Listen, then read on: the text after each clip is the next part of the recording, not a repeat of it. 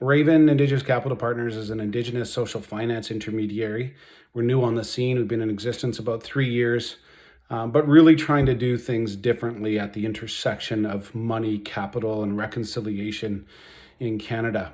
And in particular, I just want to take a moment to talk about the relationship between funders and fundees, or grantors and grantees in the ecosystem.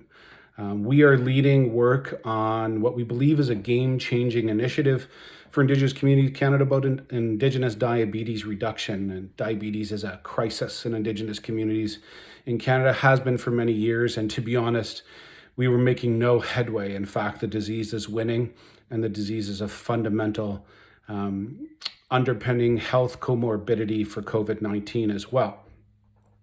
A few years ago, we had the opportunity to come across Marcel Lausier, the Lawson Foundation, and the work that they were doing with Aki Foods. And we collaborated to get together to say, how do we really make a shift in communities, and built the structure which we now call the Indigenous Solutions Lab on Diabetes Reduction. And at the heart of this is what I would call a shift in relationship.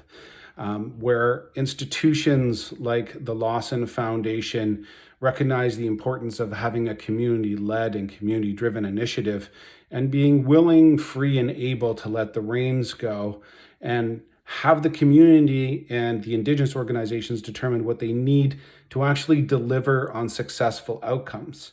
Normally in the philanthropic space, at least in my experience, is foundations want to drive their mandate and their mission and the way that they want to drive it. And so what happens in our economies is that the money determines the priorities, the money determines the rules by which others need to apply or need to play. And with Lawson, we entered into a partnership where we act as brothers and sisters in arms to kind of create the same outcomes, with a recognition that key things need to be funded along the way and need to be flexible in how we adapt as we learn and go along with the communities. And so Lawson, with ourselves and, very interestingly, the Government of Canada, formed a partnership to build a lab table with 34 participants. But what I want to talk about here is that the relationship that exists between Lawson and Raven Indigenous Impact Foundation is a relationship of trust, and it's a relationship that starts with respect, and a relationship that starts with Indigenous people know what the solution is to the problems in their community.